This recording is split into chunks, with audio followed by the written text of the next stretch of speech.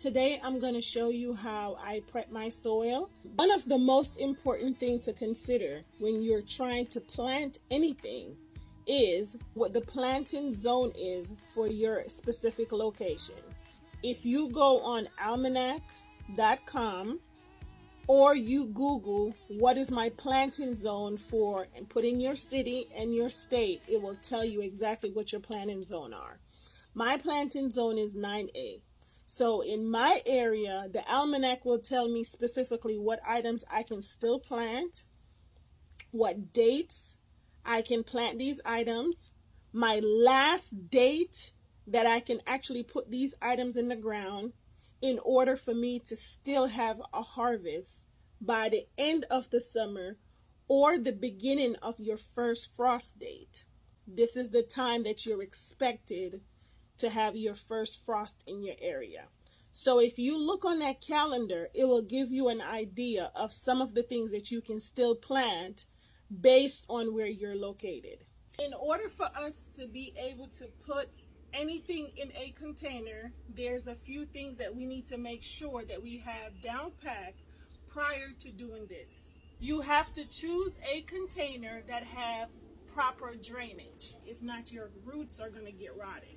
The next thing we're going to do, we're going to choose the proper soil. If you're going to do container gardening, you need a soil that is fit for containers. So if you go to the store and you see soil that says in-ground gardening, that is not the type of soil that you want to put in your container. It's going to say something like indoor and outdoor container plants. So because I chose that kind, there are certain things that I have to add to it to make sure that my soil is draining properly and that my soil retains moisture. I just choose to add more to it. So if you want to purchase this bag, you're fine, or you should be okay. But I choose to add more stuff to it that I feel like my plants will benefit more from. So the first thing I do is I choose the soil. This is my potting soil mix. And then I also like to use this black cow. I also add peat moss. And the peat moss will help your soil hold on to the moisture more. I also add perlite, improves drainage and aeration of the potting mix. So it allows your soil to be able to breathe better, and it allows the water to be able to circulate throughout your soil better instead of everything being compressed and it's not draining properly. I like to also use vermiculite in my garden. It says that it promotes faster seed emergence and proper aeration for superior root growth. So this supports the roots. So when I'm mixing my soil, I will do 50% potting mix, a handful of the perlite, a handful of the vermiculite, and a handful of the black cow. And I'll mix everything together. And then once I am establishing my hole to plant the plants, I put another small amount of black cow in there with some all-purpose fertilizer, and I mix everything together and then I plant. It's just like having kids. You know eventually what your kids like and what your kids don't like if you pay attention to them. It's the same thing with the soil. If you use certain products and you realize like a day or two later that the leaves are wilted or the leaves are not doing so good, or if it's burning your plants, you're not going to keep giving it those same items. You're going to switch it out and try to give it something else and then see for yourself if that helps. So a lot of things that people will suggest to you might not work for you because every area is different, and every soil, depending on the heat, the location, everything might not perform the same way. So you might be using the same exact thing that I'm using and it might not work for you in your garden. You will have to maybe move your container or add more water, add more peat moss, add more perlite. It just depends. You're going to have to play it and see what works best for you.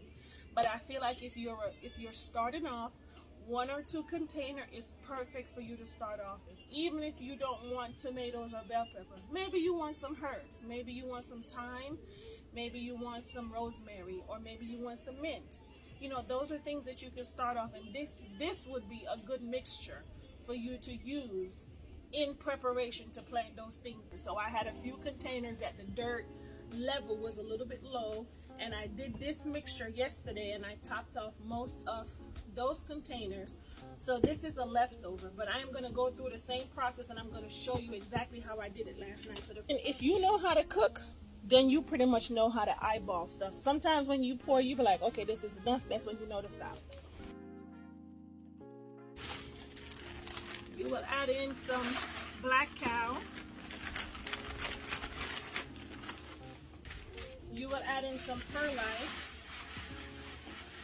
I add enough to make sure that I get it to be mixed throughout the whole product. So if you pour some and it's not enough, and you mix everything together and you realize that you don't have enough perlite, you just want to add a little bit more. And then I add a little bit of vermiculite. And I usually do the same amount of vermiculite than I do the perlite, which is usually like a hand, like a, I do a scoop. So like this much is what I put in.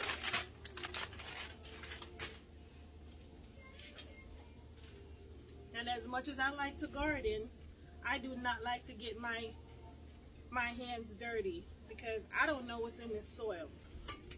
Sometimes I see spiders and I see bugs, and I don't want them biting me. So I have a fan going on right now, so it's blowing away the dust. But if you're doing this and you need to put on a mask, you gotta do what you gotta do for you. So you just want to mix this up and get all that stuff. It's like kneading dough. It's like if you're gonna make bread. It's like if you didn't kneel dumpling, you want to get everything mixed in it properly.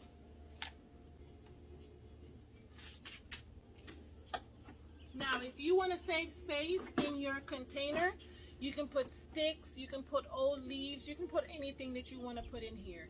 I really don't care about that stuff. And my city usually provide free dirt, so usually I just put a whole bunch of free dirt in the bottom, and then I just fill it up with the rest of my mixture. But I don't have that today, so I'm just gonna fill up the whole container. I like to fill up my container right below the rim whenever I plant something. This is how I prep my soil when I am doing container gardening.